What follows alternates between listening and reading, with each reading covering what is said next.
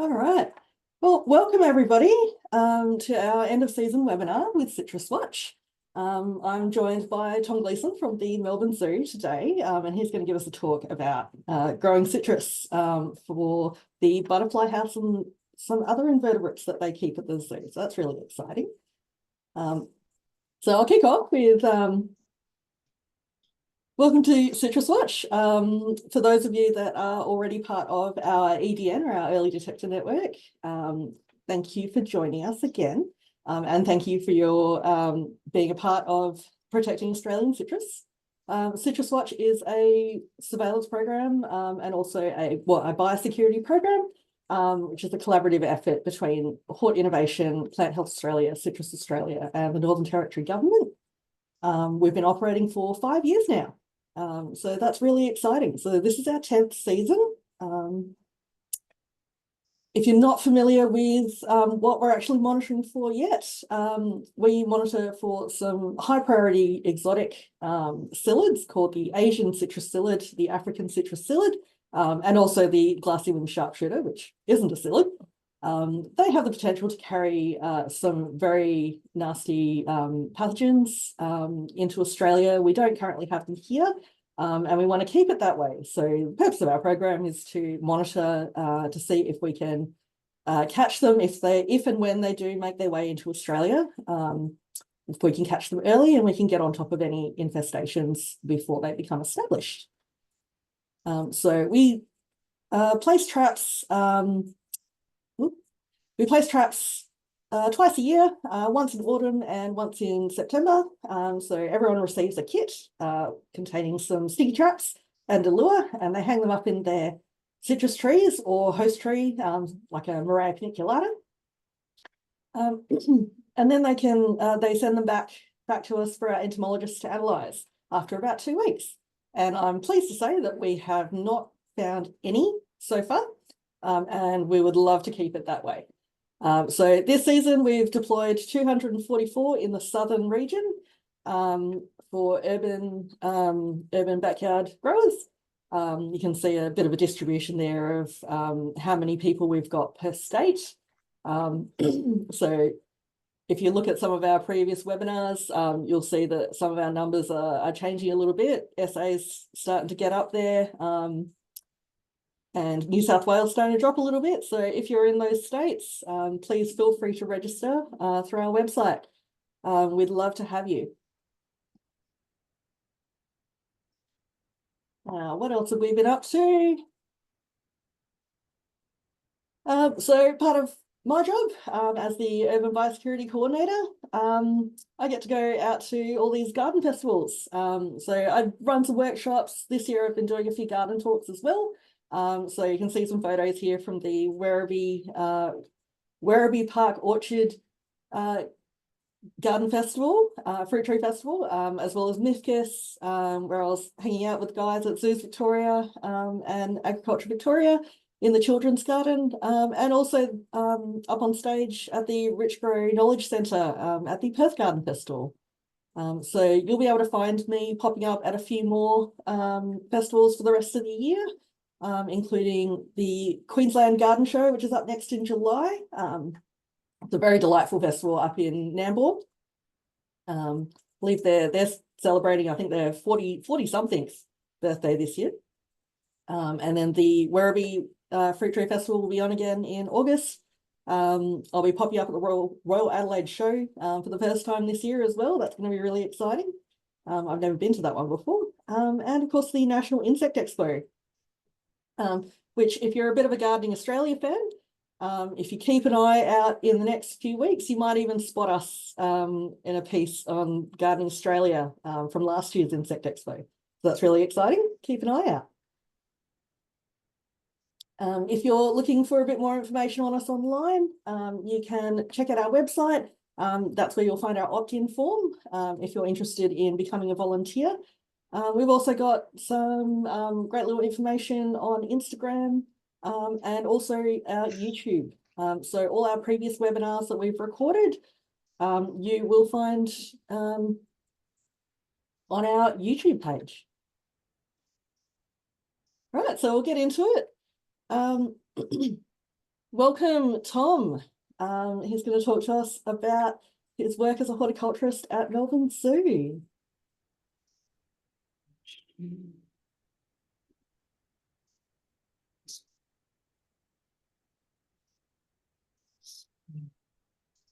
Oh, hi, everybody. Yes, my name's Tom Gleeson, and I'll be talking, talking about invert food plants at Melbourne Zoo. I'll just try and get my screen up first. So, um, okay. Um,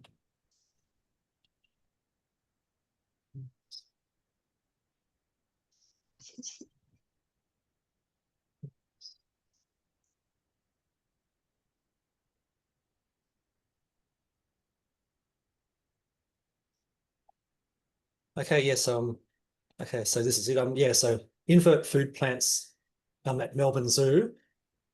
Okay, so a bit about me first. Yeah, I'm a nursery technician here at the zoo. So I've been here for 9 years, and I have a Bachelor of Science honours in plant genetics, and I've got a certificate for in horticulture. Yes, yeah. Okay, so for my a typical day with me begins working in the butterfly house. So, and it's a great way to start the morning in a tropical paradise. Yes, it's kept at about I'll just go back then. 28 degrees Celsius during the day, and it gets down to about 21 degrees at night time, and the humidity is around 60% to 70%. Yes, I'm greeted by about 800 butterflies, and we have about 15 species of butterflies in there.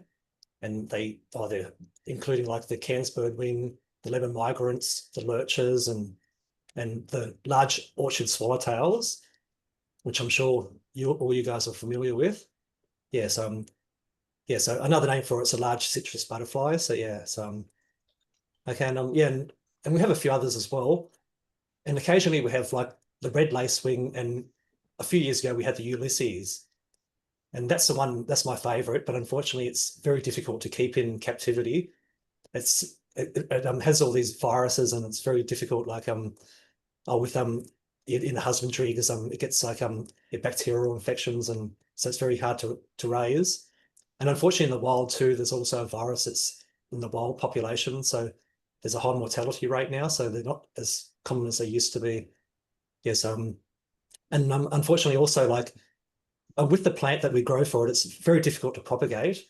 And as soon as you put it in the greenhouse, it gets all these pests and diseases. So quite often the prettiest plant is always, and prettiest butterfly is always the hardest to keep and rear.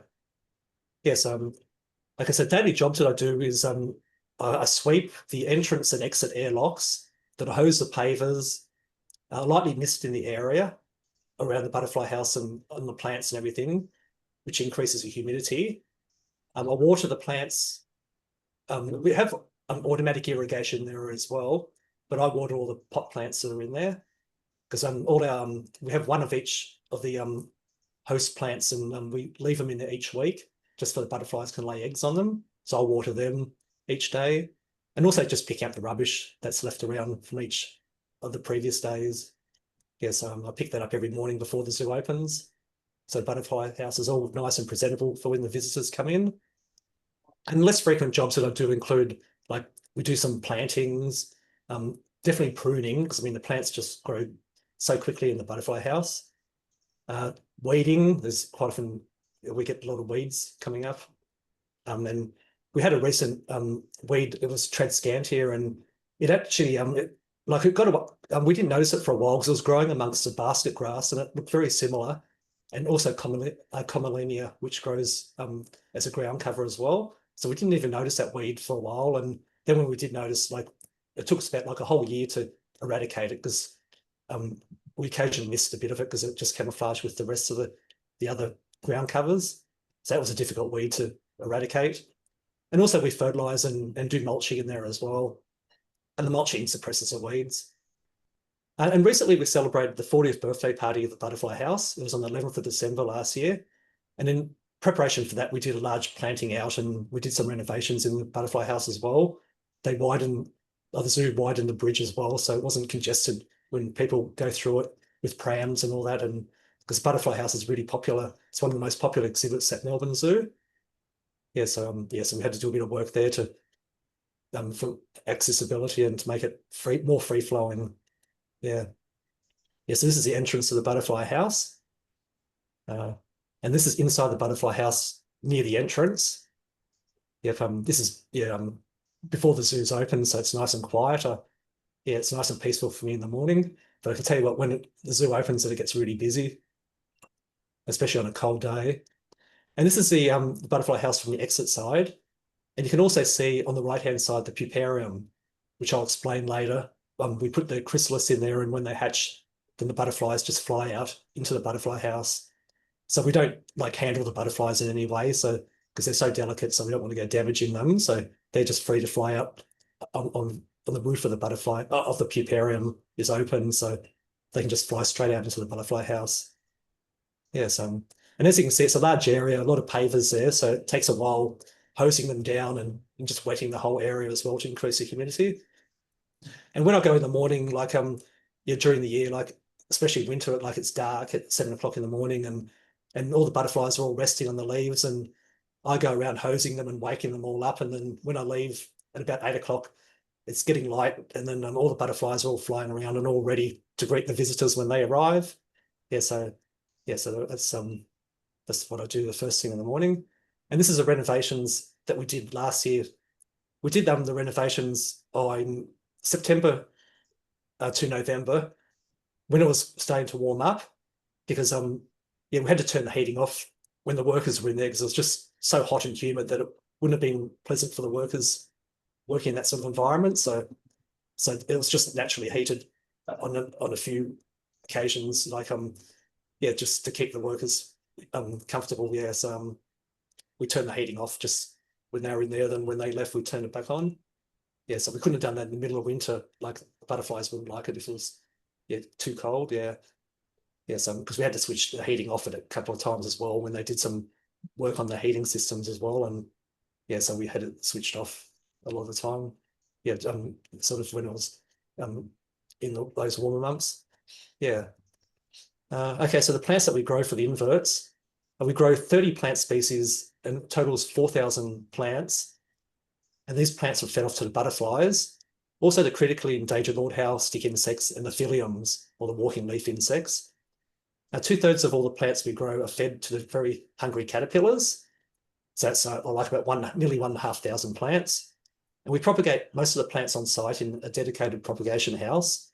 And we have all the facilities like a fogging unit, heating mats, gas heating, and also like with the foggers, they increase the humidity, so we can regulate it through the amount of fog that we put in there. And also we can control the light as well by putting shade cloth covers over and like we've got some fiberglass in there in the cutting zone to make it just a little bit darker for the cuttings, especially like on a real hot sunny day, so they don't go drying out. And the plants we group the plants together in batches, like after they've once we've like potted them on. And that's important so that we have like a staggered growth where we have some plants available all the time for the caterpillars. Yeah, so that way we don't have all the plants growing at the same time and then they're all ready at the same time, because then we'll run out of plants. So we have them in stages, so we've always got something available. And we're different to most nurseries in that the fact that if we have flowers, we pull them off because the caterpillars won't eat flowers. And all the plants are kept in containers because they're moved around all the time, like from the nursery up to the butterfly house and then into the caterpillar house and then back to the nursery. So basically the plants have legs and they move around from one area to another. Yes. Anyway, so some of the plants that we grow are like Aristolochia tagula, and that's a host plant for the Cairns birdwing. And as you can see, there are two, a male and a female, they're breeding there. So that's one of the prettiest butterflies, I think, in the butterfly house. And the blue-banded butterfly, which its host is the Azistasia. Yeah, so these butterflies are very specific, like they only lay their eggs on like 1 or 2 host plants. And we're so lucky because I'll mention soon with the large citrus butterfly, it has or it has a number of hosts. So a lot of plants in the Rutaceae family. So like I'll mention later, which they are. But most of the other butterflies are very fussy. They just lay on one host. So yes, that makes it a bit difficult. Yeah. But we do have occasionally a backup plant, but yeah, but most just on one plant, yeah.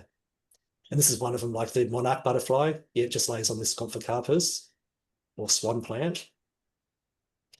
Yep, okay, and the orange lacewing, it'll lay on the Adenia heterophylla.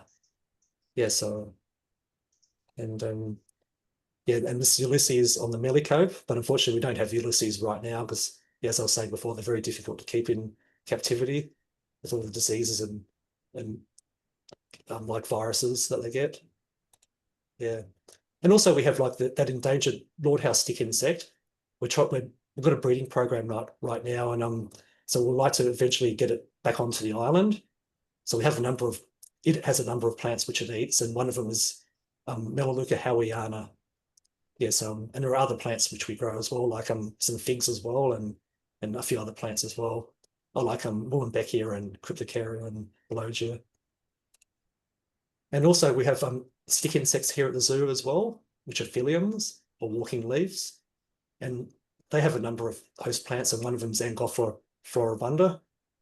So apart from Angophora, we have like Gossia and Syzygiums as well, which they feed on as well. Yeah, so the Lord House stick insect we keep back of house in some greenhouses because it doesn't display well because it's the insect is nocturnal. So the visitors just wouldn't see it. They'll just be in the box all day. And with the phylliums, we keep in an enclosure, just in a room nearby the butterfly house called Harvest Hut. Yeah, so they are on display. Yeah, although when they're on the leaves, they're very hard to see. So I'm sure some of the visitors would have to look hard to see them. Yeah. Okay, now for the plant cycle, right? Plants, yeah, so we propagate them from seeds and cuttings. Well, there's some plants are very difficult to propagate and you have to buy them in, like that Melicope for the Ulysses that I was talking about. We've tried growing it from cutting and we never get any seeds because it just doesn't flower or set seed. Then all these plants, once they strike or we prick them out or pop them up into the required pot size, and then we grow them out like in the greenhouses to get them nice and leafy. And some plants you have to cut back because otherwise, as I was saying, we can't have more sort of leafy at the same time, so we stagger their growth. And yeah, we batch them in different groups, according to the leafiness. Like some we cut right back, and then others we sort of half cut back, and others we don't cut back at all. And they'll be the next ones which will go to the caterpillars. Yeah, so the leafy plants, which are ready, we put them in a greenhouse for the invert department to grab. Yeah, so it's called a ready-to-use house. Then one of each plant species is put in a butterfly house for the butterfly to lay the eggs on.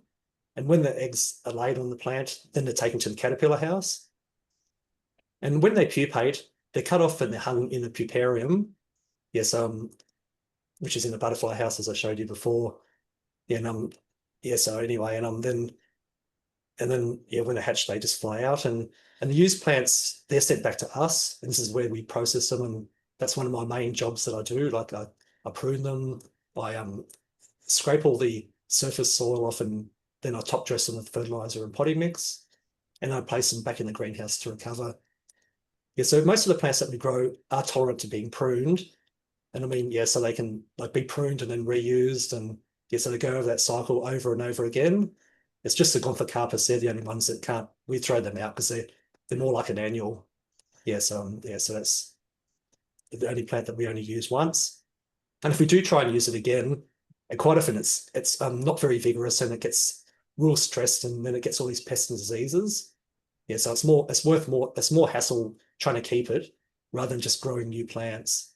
Yeah, and then so we just throw that out. It's easiest to do. And when I say throw it, we put it in a compost bin, and then everything that we throw it into the compost bin is recycled here at the zoo.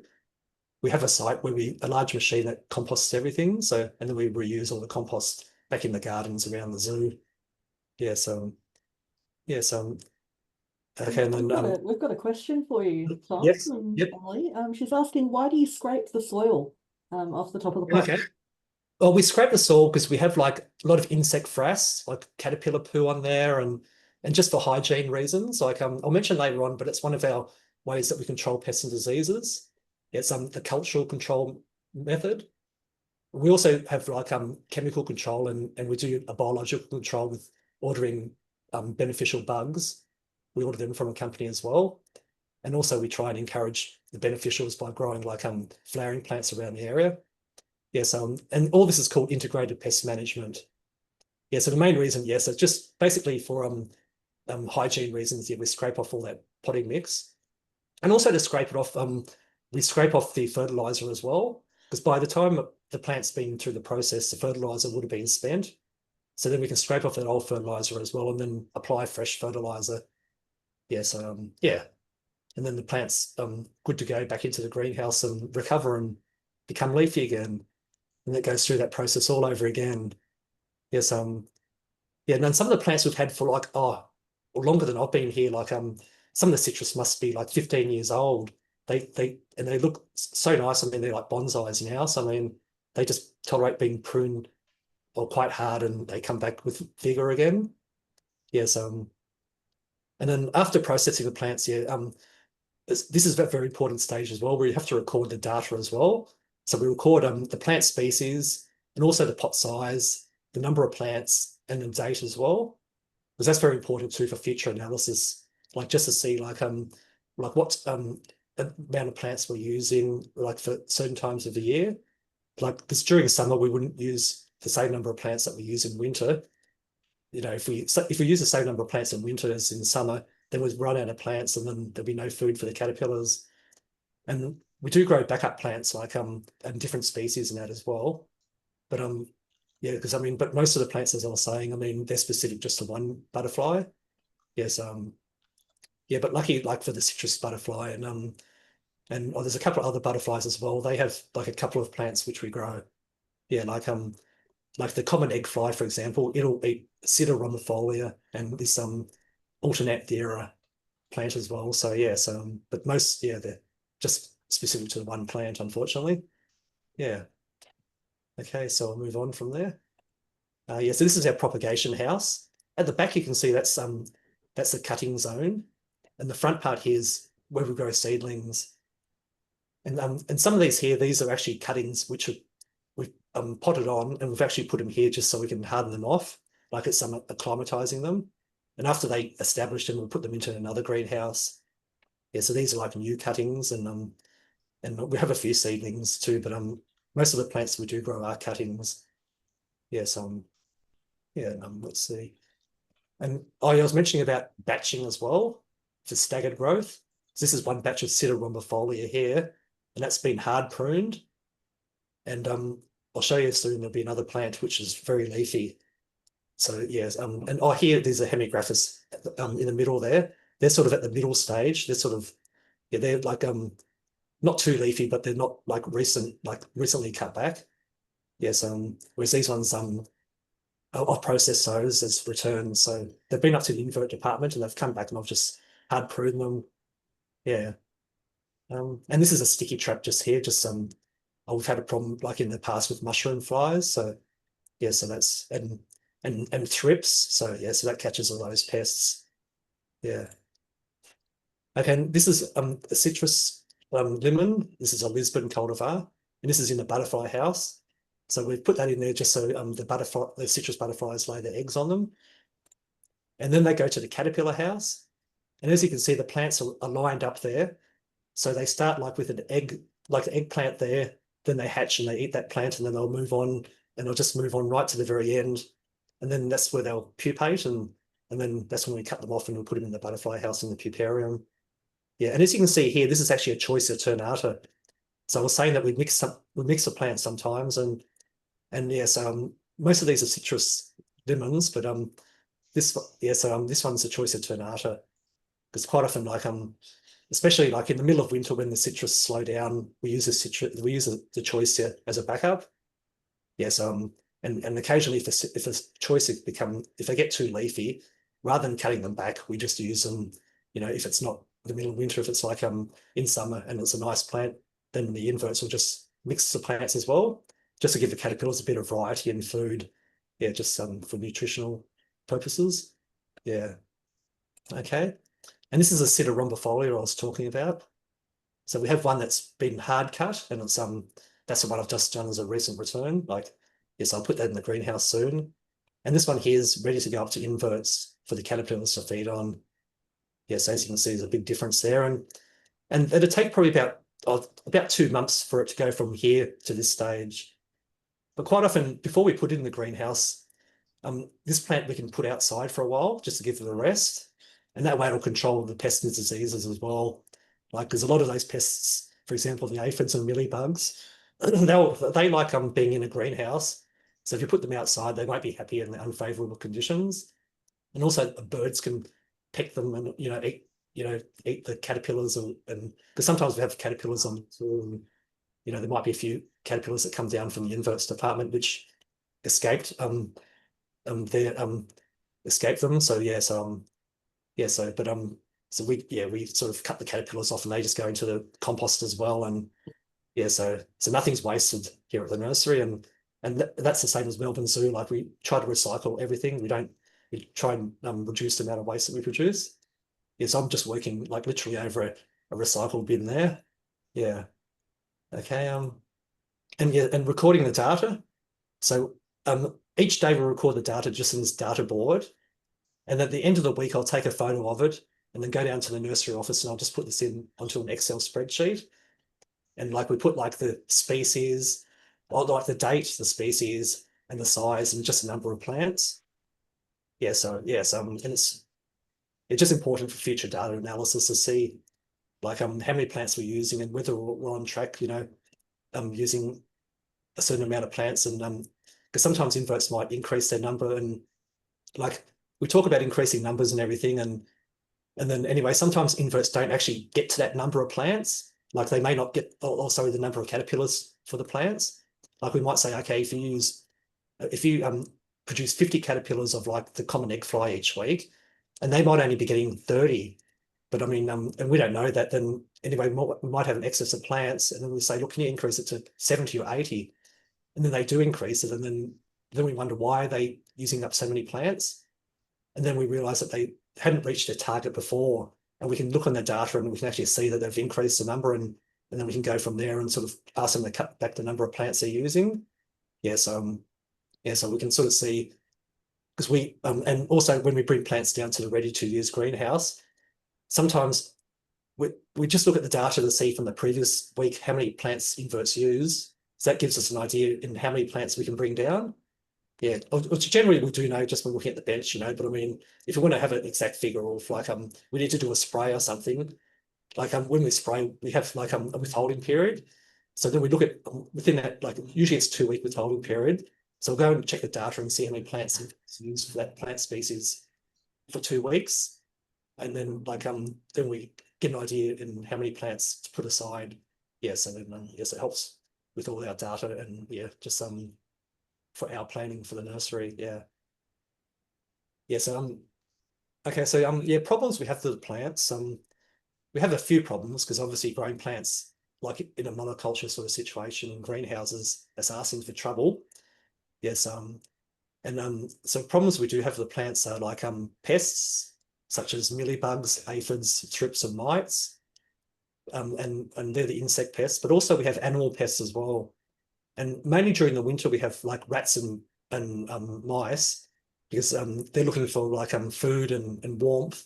So they try and get into greenhouses and these warm areas. So and it's really hard to like mouse-proof a greenhouse. So they can always find a way in. And sometimes we've had problems with the rats chewing through the solar weave plastic that we have. Yeah, so that material they've actually chewed through on some occasions as well. Yes, and also we have a problem with possums as well, because here at the zoo, like the possums, we have a large number of possums because they're protected. Like I mean, there are no cats or dogs or foxes around, and no cars that'll run over them or anything. So being protected, we have a high population here. So in the middle of winter, especially, we have a problem, and they come looking for food, and like the nursery is an ideal place to find food. So and a large variety of food too. So in that case, like Like all the plants that we grow outside, we have to have in netted areas.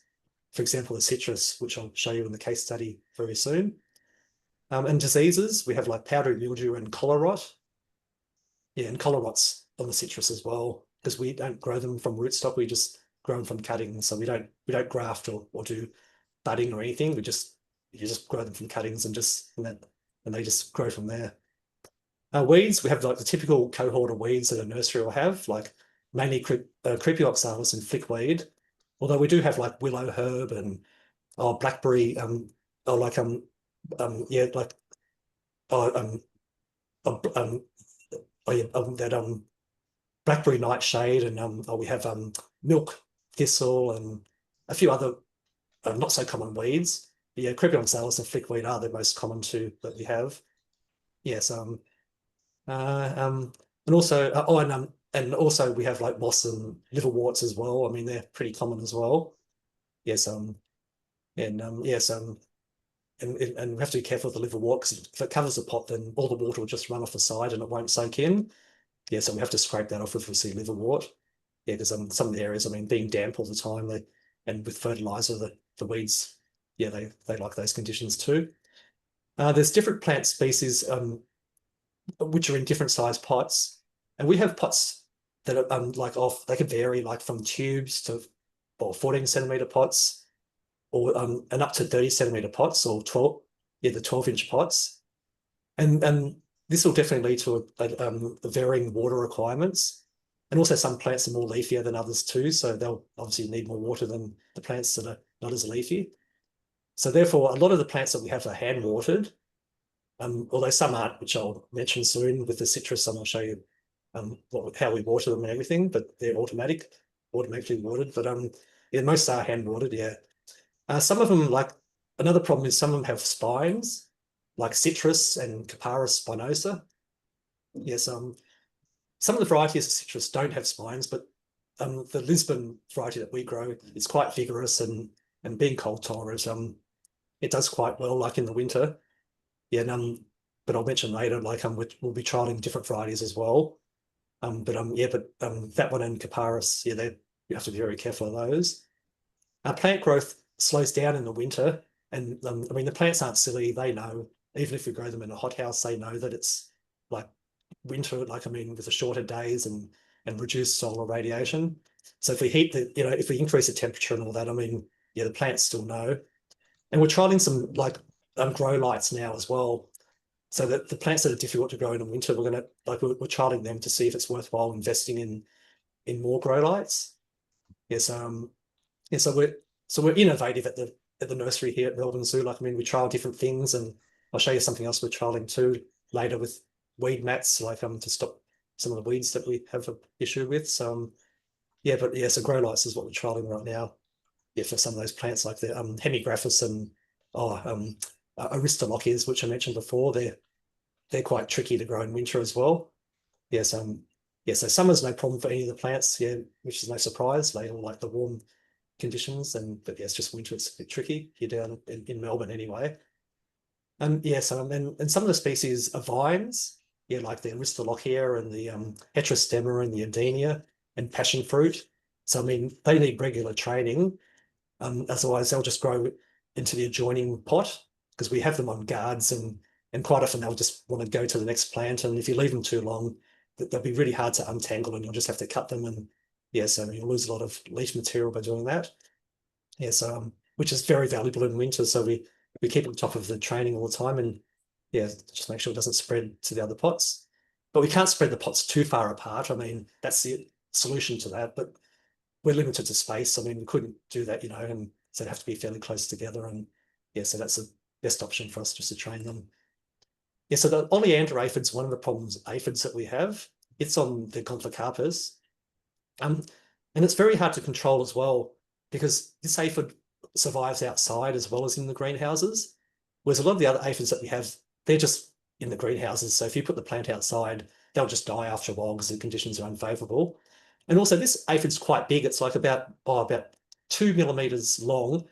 And some of the predators I've noticed, like some of the lady beetles and that, they really struggle to try and handle them, like to try and catch them, because they can move quite quick, these aphids. you can sort of see, you can see their legs and they can move quite quickly. Yeah. So they're quite difficult, and that's another reason why we throw out the Conficarpus, because it just doesn't do well like after it's cut back, and it just gets stressed and it gets all these all this aphid on them. Yeah, so it's just not worth keeping. Yes, the Ristolochia I mentioned as well. Like it's a creeping vine, and as you can see, the plants are fairly close together, about 30 centimeters apart, and those guards, I mean, the vines, as you can see, the vines are sort of spreading across and they're hanging over and they're growing onto the structure of the greenhouse as well, and yeah, they grow onto their neighbors' pots as well, and yes, so that's a constant job because you nearly watch them grow. They just, especially in summer, they just grow so quick. Yeah, so and this is just for a biological control. They've got some predatory mites in there. It's in a vermiculite solution, a vermiculite mixture, and yeah, so and they're eggs, and then they hatch after a while, and there's little pores in there, and yeah, so it's got little little holes in there, and the little mites just creep through there, and they can go on the plants and find all the like the two-spotted mite and the other pests. Like so yeah, the predatory mites will eat the two-spotted mite, but also like other pests as well, like the larvae of thrips, for example, and even some smaller aphids as well. Yes, but they wouldn't catch like thrips when they're an adult or whiteflies or anything. It's just like the larvae of whiteflies and thrips. Yes, so doing all this, yeah, you need to know a bit about the pest life cycle with all these beneficial bugs. Okay, and so pest and disease control. Yeah, so with the cultural control, like we do, like as I mentioned before, like I'm scraping off the surface of the pots, to get the potting mix off with all the caterpillar poo and everything.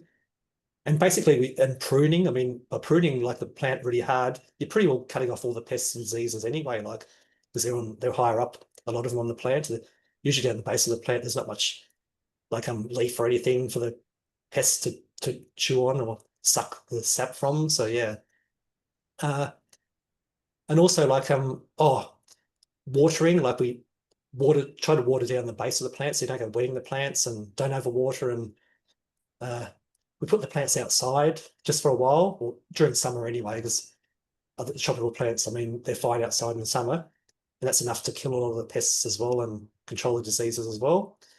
And yeah, by doing that also, like I mean, the like the birds can peck at like the caterpillars and the other like aphids and other pests and all that, and possums can chew on the leaves of the plants as well, and the possums actually help us because they actually chew the plants back and they keep them small for us, so it saves us like, and then it saves us pruning them, like I mean, like, and then like when we need them, just pop them straight in the greenhouse and the possums will chew them back for us. So especially with the Azostasia gangetica, they love that. It's like a lettuce to them, and they're pruning that pretty hard.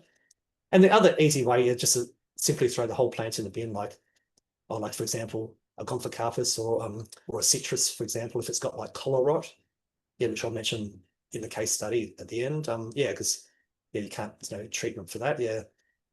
Yeah. And chemical control, we're very limited what we can use. We've pretty much got our hands tied behind our back because, like, I mean, like for example, like the chemicals we use, I mean, they have to be friendly to caterpillars. We can't use anything systemic because I mean, otherwise, yeah, unfortunately, we'll kill the caterpillars. Yeah, but anyway, so yeah, we have to use like contact sprays, and most of those are like soaps, like Natura soap, or oils like Eco oil, and yeah, so they act basically like they cover the insect and they suffocate them. But also for Natura soap, it's high in potassium, which is a salt which will basically just dry the insect out. Yeah, like yeah, it Natura soap's very effective in that way by desiccation and suffocation. But also Eco Carb we use, and this is actually a fungicide. So the first two, Natura soap and Eco, or they're pesticides, and Eco Carb's a fungicide, and it's high in pH, around 8 or 9 in pH, and that destroys the cell walls of the fungus. And by doing that, then the fungus just desiccates and it'll die as well. So yeah, so And then yeah, most of these have a 2-week withholding period. Yeah, so okay, and yeah. And then yeah, biological control yes, that's achieved using the beneficial bugs like lady beetles. We order sometimes predatory wasps to control aphids, and yeah, predatory mites, which I mentioned, to control the two-spotted mite, and yeah, thrips larvae and like whitefly larvae. And also we order cryptolemus larvae and beetles. They come in one tube and they control mealybugs. Yes, but for some of them, like for citrus, we can't just order like predatory wasps or something to control aphids or like anything like that. Because I mean, we keep the citrus outside, and if we ordered them, the wasps will just fly out and they'll just fly away from the citrus and they'll just perish. Whereas I mean, I understand for like a large citrus plantation, they could you could use predatory wasps and they'll just be flying in that large citrus plantation, and there'd be plenty of room there. So so we've sort of got limitations with our citrus. Yeah, but anyway, I'll mention that a bit later on. Yes, and also we encourage beneficial bugs too by growing flowering plants and just reducing our spraying regime. Try and minimize it as much as possible. Yes, and we do have like a lot of beneficial bugs around the area. Like we have lacewings and we have these little lady beetles as well. So yeah, and I've seen like and hoverflies and also spiders as well. I mean, they eat some of the pests as well. Yeah, so yeah, some of the like some of the flying insects. I've got a lot of psyllids around our areas. I mean, just natural like indigenous psyllids. So yes, so yeah, we try to encourage all these beneficial bugs as well, and we're looking at growing a few like biodiversity strips, which are just all flowering plants and all that, and just increase the amount of plant material, of the flowers and all that, by having a large number of flowering plants. Yeah, so yeah, we've been looking at that as well, which I'll mention when I talk about the citrus area, because we've got a bare strip along the citrus area, which we're planning on one day growing just for that very reason. Yeah. Okay, so yeah, and this is one of the beneficial bugs that we do order in. It's the Harmonia. It's a large lady beetle, about probably twice the size of the lady beetle that we have indigenous to our area here at Melbourne Zoo. And we're quite lucky because at Melbourne Zoo we're right next to a large park called Royal Park, and it's all like all these indigenous plants that grow on there. Yeah, so yes, I mean, so we have a lot of like beneficial bugs that like are in the park as well. So I'm sure we benefit from that as well. Yeah, so this is the cryptolemus that I was talking about, which eats the mealybugs. The adult looks like a ladybird, but yeah, but just not without the spots, and yeah, it's a bit dull in color, like I said, black with a orange colored head. Yeah, and then very hairy as well. And yeah, no surprise there, I guess, because I mean, like the juvenile's quite hairy as well. It's just like a mealybug, and they're actually feeding on the mealybugs, which yeah, about probably a quarter of the size of the adult cryptolemus. Yes, yeah, I'm guilty. When I first started working here, like I didn't realize I saw a cryptolemus and I squished it, thinking it was a mealybug. So yes, I mean, I mean, there's a lot of technical skill involved here, and even like with all my studies and everything, I mean, you're always learning. I mean, there's always something new to learn. Yeah, so but I learned pretty soon, like when some mealybugs come in for an order, then I saw what they were and I realized, that they are actually different to mealybug. Yeah. Okay, now I'll get onto a case study, which is a citrus cross lemon, and it's a Lisbon cultivar. So lemon, yeah, it's just a natural cultivar in the wild. Yes, anyway, so yeah, and we're growing the cultivar Lisbon, and we grow 230 plants here, which the caterpillars of the large citrus butterfly feed on. But also we grow 100 choice alternata, and that's just as a backup, just in case something goes wrong with the citrus, or like end of winter when we're running low on the citrus plants, because yeah, during winter they don't really grow much. Yes, and that's why like we're also looking at trialing different varieties of citrus as well, like the Myri citrus, because it's really cold tolerant as well. Yeah, so we're planning on trialing that one. And also we're going to trial a few others like Eureka. And the reason for that is because, like, I mean, it might be quite vigorous as well, like, but also because it doesn't really have spines. It's, yeah, so that's the other reason that we're be keen on that. But yeah, we'll be trying a lot of like different citrus just so we get that growth. We'll try to get some more growth during the winter. And also like maybe like they might be like more resistant to certain pests or diseases as well.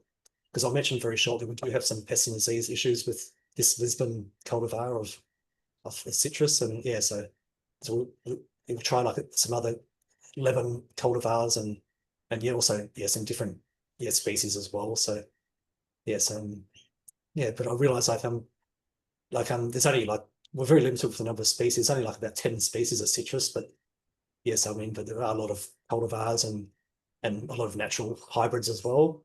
Yeah, like oranges and grapefruit as well. So yeah. But yeah, but anyway, this one will be yeah, trying yeah, sort of Myerized one will definitely, and the mandarin as well. So Citrus reticulata as well. Yeah, we trial.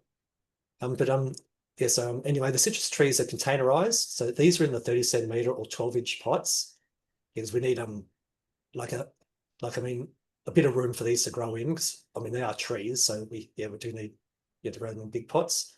And we try to keep them at a manageable height as well, so about 1 meter.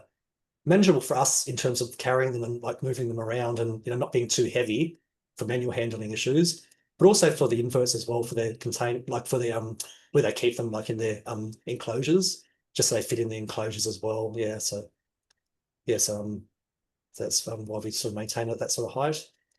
And they're growing in a netted enclosure, which I'll show you the picture of it soon. And that's like to stop the possums from eating them. Yeah, because I mean, otherwise the possums will just they do that citrus. So yeah, we found out like when the inverts do bring plants down to our nursery, like I mean, sometimes the plants might be like eaten, like, but I mean, then I noticed and like I mean, you come in the next day and you see like if someone's been eating them. So we do know possums eat them. I mean, yeah, so I mean that's why we need the area.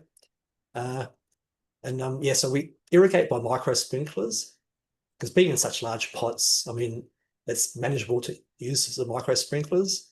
Some of the other plants that would grow like in like smaller, like 14 centimeter and 20 centimeter pots, they're just a bit too small to use sprinklers for. Like, I mean, yeah, it would just be too tedious putting little micro sprinklers in each of those pots.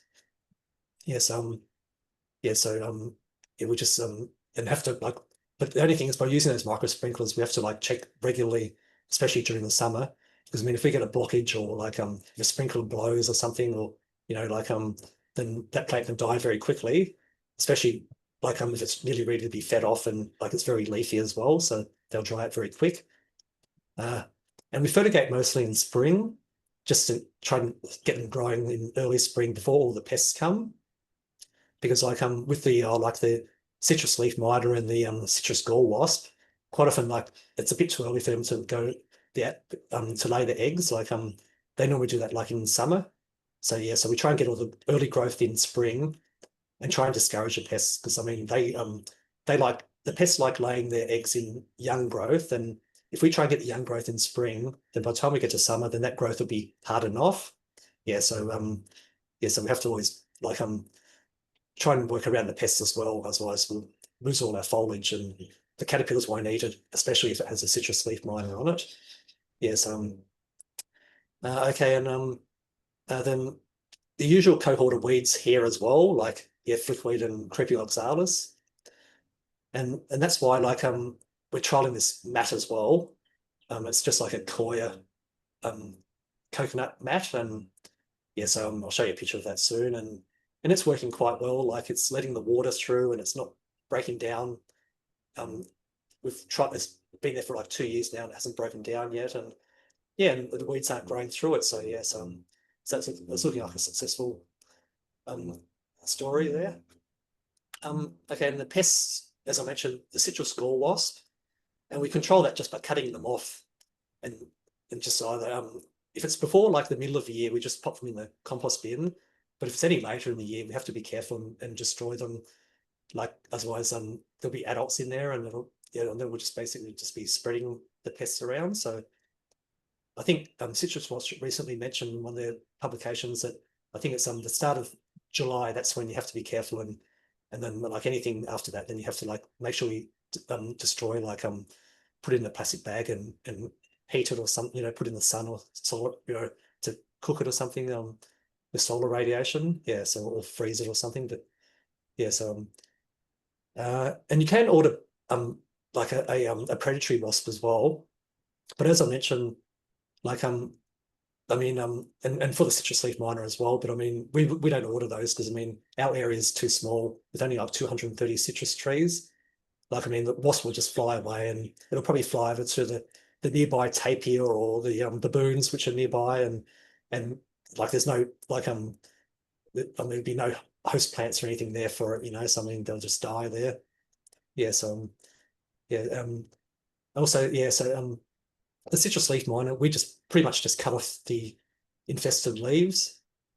We use a pheromone sticky trap as well, which I'll show you a picture of soon. And it's quite effective too. Like I noticed on the trap like recently there are so many little adult moths on there. So I mean it's definitely working. So yeah, yeah. So I don't see any well, I mean because we've got the pheromone, so it's attracting all the moths and all that, the citrus adult leaf miner moths.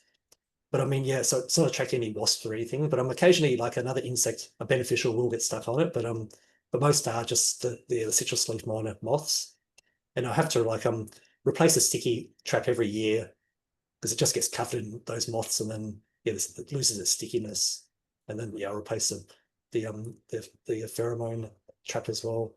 Yes, and then yeah, each year I do that in spring. So by summer, then when all the adults are around, yeah, we catch the adults when they're yeah around, yeah, yeah. So and then yeah, sort of and red scale, we occasionally get red scale, um, usually on the really old plants, which are some of them are yeah real weak and just not vigorous. So there's no point keeping them. Yeah, so we just throw them in the compost bin. I mean, quite often, as I was saying, the citrus they do respond to hard pruning. But sometimes they might have another issue too. There might be a crown rot on them or something. And yeah, so but if it didn't, I mean, if you really wanted to keep the citrus, you could always like scrape the citrus scale off or spray it with like an eco oil or something. And but I mean, we have a lot of citrus plants coming through the system too, you know, and but yeah, unfortunately, with a lot of the cuttings that we grow, we've been talking about actually maybe buying some older plants in because with the cuttings, a lot of them with the younger material, the citrus gall wasp, they quite often lay their eggs, and with the cuttings, they might lay it on some occasions lower down on the cutting, and then unfortunately, then there's no shoots underneath that, so then we lose the whole plant. Like with older citrus, if they lay like the eggs, and you know, then you get the gall on the younger branches. That's okay. You can just cut that off. But if you have like a young plant which is just like recently been a cutting, you know, and it's just yeah, it hasn't become woody, and yeah, so unfortunately, if it the citrus gall wasp um um injects like the eggs lower down, then yeah, you'll get a gall right down the bottom, and unfortunately, you'll lose the whole tree. Yeah, so we've been talking about ordering new citrus plants in, trialing different species and varieties, but also like to order some like maybe some citrus lemons in as well, which are a bit older, and then we won't have that problem with the citrus gall wasp, you know, and losing the young plant completely. Yeah. Yes. And yeah, so the only disease we get is collar rot. And as yeah, as I've mentioned before, as the plants are growing by cuttings, if we like I mean, it's a lot cheaper just growing them by cuttings, but really if we order them in, they'd be like either or like yeah, they'd be like grown on a rootstock, like a reticulata rootstock, or that's the most common one, yeah. And yeah, so and then they would be okay. We probably wouldn't get the root rot because they'd be more tolerant, like resistant to the collar rot. Yeah, but by managing the irrigation, we're able to like get on top of that because all our citrus, which I'll show you shortly, they're all on benches. So we have very good drainage and being in pots, I mean, it's well drained. So I mean, it's not as if it's growing in garden beds where it can get damp. These pots, I mean, they do dry up pretty quick. So yeah, so they do we do have minimal collar rot, but if we do, yeah, we throw them out. They're composted as well. Okay, we encourage beneficial bugs such as the lacewings and lady beetles. Yeah, and that's like with all the flowering plants that we try to grow. And also we do grow some flowering plants for the inverts to come down and get. And they take them and they bring them up to the butterfly house. And that way the butterflies can land on them and drink the nectar as well. And apart from like we have just butterfly feeders which we put like a sugar solution in. And also apart from and an inverts they like putting some flowering plants in a butterfly house just to make it look that bit nicer as well. So yeah, so we are encouraging beneficial bugs. Yeah, and also and recently in the butterfly house I forgot to mention before, we're growing a lot of flowering plants as well, which aren't native. Like up until recently, we were just growing plants that were from Queensland, because most of the butterflies are like from Queensland and the Northern Territory from up that end. Yeah, so and a lot of those plants were just like leafy plants that didn't really flower much. Yeah, some vines and other plants which but yeah, so and the butterfly house looked nice and green, but it just didn't really flower that much. And so we're growing like some exotics like pentas and ixoras, which are grown in many butterfly houses around the world. They look so nice and they flower pretty much all year. Yes, so they look nice and yeah, they encourage all the beneficials as well, apart from yeah, obviously the butterflies are attracted to them too, yeah. But yeah, so when we think about like I'm growing more like gardens around the nursery. We've tried a few areas, and unfortunately one was a bit too wet because it was near this automatic irrigation sprinkler system. And then so then we tried growing some flowering plants like bog sage and loose strife and a few other like boggy growing plants, and which flower quite well because they're like in the they're like in the salvia family. But unfortunately possums ate them, so yes, we always have big problems with the possums, unfortunately. Yeah. So plants that we will grow in these garden beds will have to be like possum resistant. Yeah. So and yeah, so future plans, yeah, for a biodiversity strip just outside the citrus enclosure. And yeah, we don't have problems with being too wet. It'll just be the possums, so we'll just have to choose plants which they don't eat. Yeah, so and we've been given a few like different salvias recently by a collector, and unfortunately the possums have eaten most of those. So yeah, so we'll just have to try other plants like budleyas is one plant which they don't seem to eat, and yeah, just a few other different flowering plants, or some of the daisies as well. But yeah, so yeah, that's a work in progress, of course. We're always trying to just better our nursery and try and improve it. Yes, and yeah, and we've been like we're pioneers in the CitrusWatch program. We've volunteered since the start, like 5 years ago, and we've been setting up sticky traps and bud sticks for the surveillance, like for these like pests and diseases, which Jackie mentioned just a while ago. Yeah, like yeah, the Asian citrus psyllid is obviously the main one. Like that's and the African citrus psyllid, of course, and the glassy winged sharpshooter. So and also the associated diseases as well, like that HLB and yeah, and yeah, and the citrus canker, for example, and but anyway, so and luckily we haven't found any of those which Jackie mentioned, which is good. But I mean, we're an ideal place here because I mean we get like all the foreign tourists come here and they're walking right past the nursery and they're literally only about 5 meters away from the citrus area. They're only separated by just this little plantation of bamboo, a little strip of Mataki bamboo.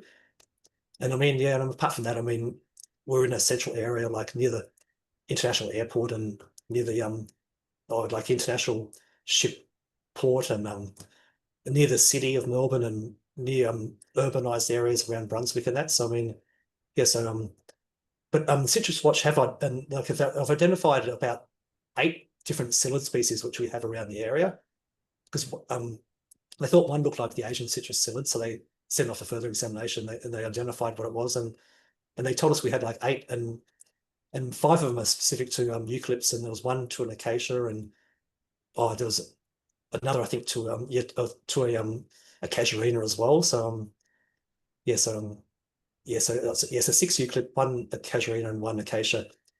And also, we've just noticed recently we've had a psyllid and it's infested an Angophora, which we have for the phylliums.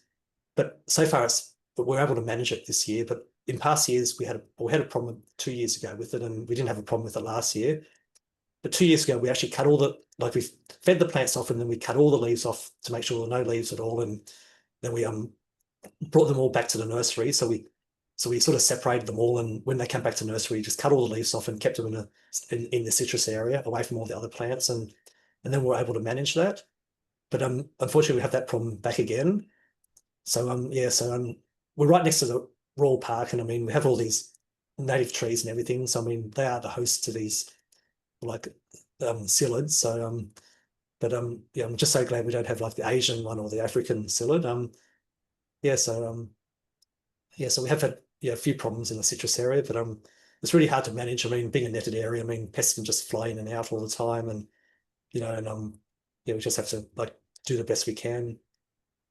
And so this is the entrance to the citrus plantation, and as you can see, everything's all raised on tables there. So it's all it's good, like for manual handling issues. And they're all staked out. They're all got like clips in there as well. They're all clipped in 3s. That way, if you have like a windy day or something, they won't blow over, because they're getting quite tall to 1 meter, and being leafy, they could easily blow over because there's no wind protection at all in here. It's just like a fine netting. That's about it really, just to stop the possums from getting in. And you can just see here, there's an Angophora there too. So we have a whole row of Angophoras along that fence line there, and all the rest are pretty much citrus in there. This is the inside of the citrus plantation, and you can see here, this citrus here, like that's pretty well bare, and that was recently fed off, and it's been treated as a return. And you can sort of see here the clips as well, and there's a little sprinkler head there. So that's what we use, and they're all got sprinkler heads in there, and they're all connected to a main line, and you can see the spaghetti tubing going in there. So and if we do have a problem, like, I mean, like if we have a whole table of returns in winter and they're all bare, we just turn that little valve off there so we can control the irrigation as well. And that's one of the sticky traps. That's for the citrus leaf miner. And you can see in the middle there, that's the pheromone lure. And you can sort of see all those, they're all the little adult citrus leaf miner moths on there. So that's just about ready to be replaced, that sticky trap. Yeah, that was taken on. Last or in early spring this year. So so I'll replace it in spring this year as well, before we come into summer, before we get the pests flying around again. This is a fertigation unit that we use to fertigate the plants. So as I mentioned before, we fertigate them in spring.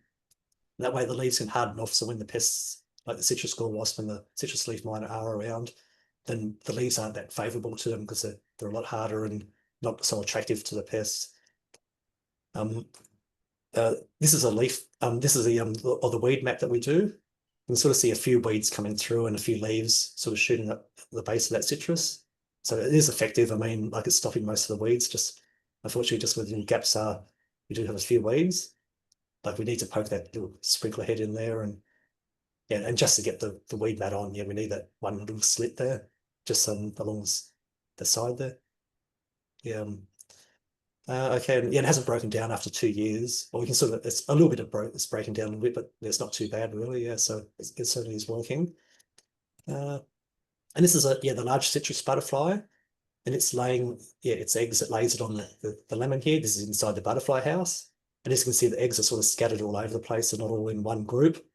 Like, this is like a protective mechanism, just so that like a predator won't eat all the eggs in one go. We'll have to go searching for them. This is a juvenile large citrus butterfly caterpillar, and this is the adult. The juvenile looks like bird poo, so deter the predators, and the adult camouflages, so it'll be very hard to see. And in its natural environment, it'll probably be under a leaf. but this one's in a greenhouse in a protected environment and it's not too sunny, so it's just happy just on the surface of the leaf. This is a puparium, which is inside the butterfly house.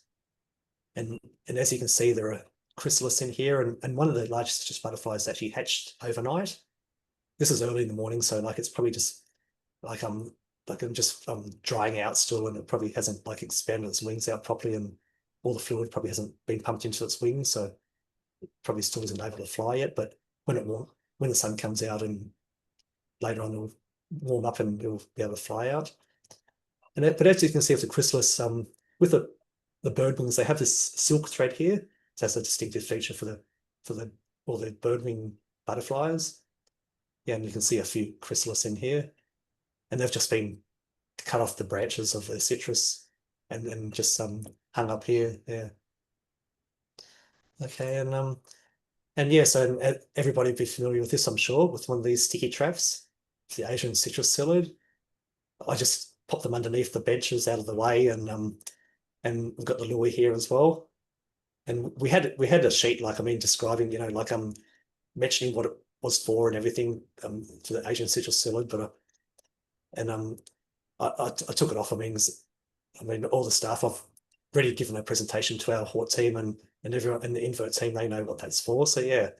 Yes, and we've had it for 5 years now, so everybody knows what they are. So yeah. And that's pretty well it, yeah.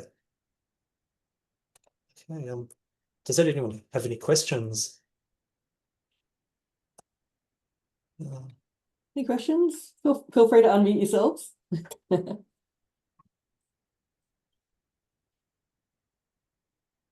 Well, I've got a question, Tom. If the Asian citrus psyllid or the African citrus psyllid managed to make its way into Australia, what would the impact be on native butterflies like the orchard swallowtails and the citrus butterflies?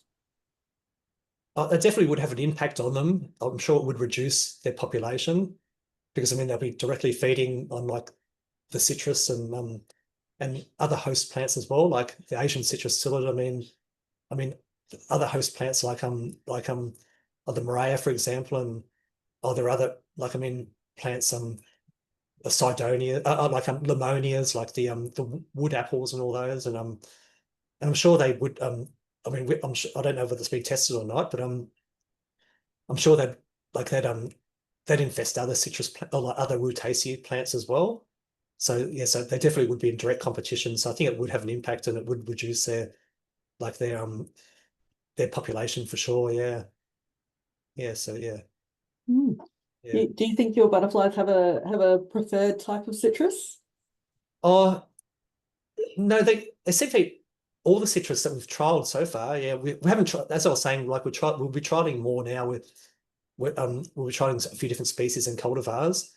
But the ones that we have tried, like the mandarin and we tried even the native one, the finger lime, they eat that as well. But I mean that's not ideal, not for us anyway, because it's just covered in spines and the leaves are so small anyway, so it's not really worth persevering with that one. But I mean, yeah, the other ones we've trialed, I mean, they do eat them as well. And obviously like Choicer ternata as well, because we have that as a backup. But I mean, they eat other plants as well, other Rutaceae plants. Like for example, Philotheca, Boronia, and yeah, other exotic plants like Moreas as well. But I don't think we try like some of them like we have tried the Myri lemon and I mean it did okay, but then after a while, then unfortunately the citrus gall wasp started breeding up and building up in number, and it was very susceptible to the citrus gall wasp. It was just covered in galls, whereas the Lisbon one wasn't as bad. I mean, it does get citrus gall wasp, but not as bad as a Myri. So we have trialed that one, and but definitely the Lisbon so far has been the best one. But I mean, who knows? There might be something better out there, so that's why we'll be trialing other ones. Yeah, yeah, and we asked other butterfly breeders as well what they're using as well, but I mean, a lot of them are up in Queensland. So I mean, what works up there may not work down here because we're limited to space and everything, and I mean yeah, so and I mean they'd struggle to grow like the Lisbon up there. I mean, being warm and humid, I mean, they'll get diseases and like the collar rot and also one which I forgot to mention, um, on one occasion a few years ago, we had a problem with the lemons. Like we didn't have that many available, and so we had to put them in the greenhouse to try and get them to grow through winter because we didn't have that much choice there as well. And then after a while, we noticed there was a bit of powdery mildew on them, so they are susceptible to like other diseases which you may not realize outside, but when you bring them in, then they're susceptible. Like I mean, under not so favorable conditions. Like I mean, they'll grow and everything, but so outside, yeah, when it's not favorable, I mean, for the powdery mildew, like it won't grow on them, but inside when the citrus becomes nice and tender and real soft leaf, and then in favorable conditions, then yeah, we've got the powdery mildew. Yes, so we are trialing different plants, but so far right now, Lisbon is the plant that we're growing. Yeah, so far, yeah, yeah, but who knows in the future it might change. Yeah, Hmm. yeah. Did anyone else have any questions? Sing out.